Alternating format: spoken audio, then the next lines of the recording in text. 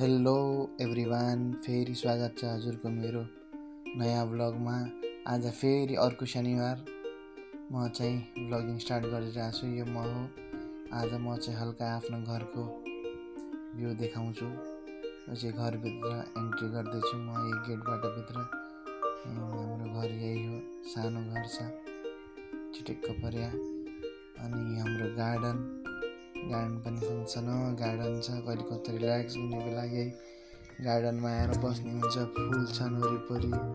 अनि आमा बुवाले चिया खाँदै हुनुहुन्थ्यो। आमा बुवाले यसो चिया पाएका छ भन्नुहुन्थ्यो। अनि म कति मिठो मुख लिएर चिया लिन गएको त हेरेको त कालो चिया।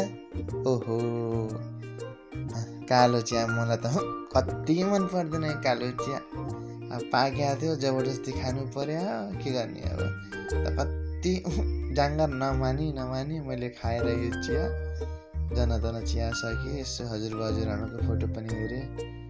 अनि शनिबारको दिन त फुर्सद पाउने।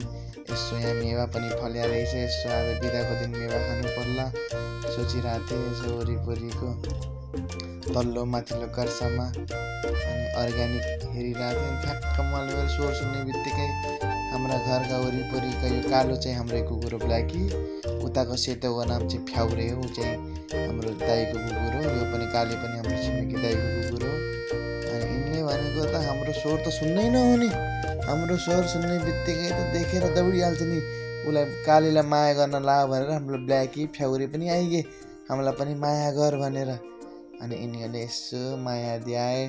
अनि तिमीहरूले यसो राम्रोसँग केयर गरे घरको वरिपरिको भनेर। यिनी त सिसिटिभी फुटेज नि यहाँ त घरमा वरिपरि कसैलाई आउन दिनन्। यसो बाहिरको भ्यू हेर्दाखेरि गाउँ पनि प्यालो भइसकेको रहेछ। अब आउँदो शनिबार गाउँ काट्ने पनि होला।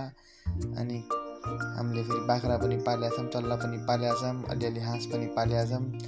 तिनलाई पनि हेर्न आए कि कसो गरिरहेछन् हाम्रा घरका चल्ला हाँसले भनेर। अनि त्यहाँ पछाडि भित्र चल्ला अझै खोलिदिनु भएको रहन्छ बुवाले। अलिक पछि खोलिदिनु पर्ला भनेर। चल्लाको जात फेरि एकदम बिठाइ गर्ने जात, मान्दैन मान्ने। कहिले के गर्छन् कराएर हैरान पारेको थिएँ बिहानदेखि। अनि यसो बाख्राले हेरेर यसो आँखु सकुर हेरेर अब गर्मीको दिन अब चट्ट बसेर आँखु खाँदै बस्ने, त्यो पनि एउटा रमाइलै छ। अनि त्यहाँ पछाडि यो चाहिँ भिडियो कहाँको भन्नाले आज चाहिँ हाम्रो न्यू होली ट्रेडर्स दुधेना शान्ति बोर्डिङको छेउमा उहाँको आज चाहिँ 10औं वार्षिक उत्सवमा सम्मेलनमा गएको थिएँ। म पनि चाहिँ उनीको स्टाफ हो। आज म उहीँ काम गरिरहेको छु। अनि त्यहाँको आज वार्षिक उत्सवको कार्यक्रममा हाम्रो चाहिँ इलेक्ट्रिसियन, प्लम्बर, पेन्टर उहाँहरूको सबैको आज एउटा ढिला भएको थियो। अनि सबै जम्मा भएर हामी पकाइरहेको थियौँ, पुलाउ पकाइरहेको थियौँ। अनि त्यहाँ पछाडि मासु, रोस्ट, अनि भेज खानेलाई भेज तरकारी, कटनेसी भाइहरूले मजाले गफ गर्दै पकाउँदै कस्तो मिठो तरिकाले पकाइरहनु भएको थियो।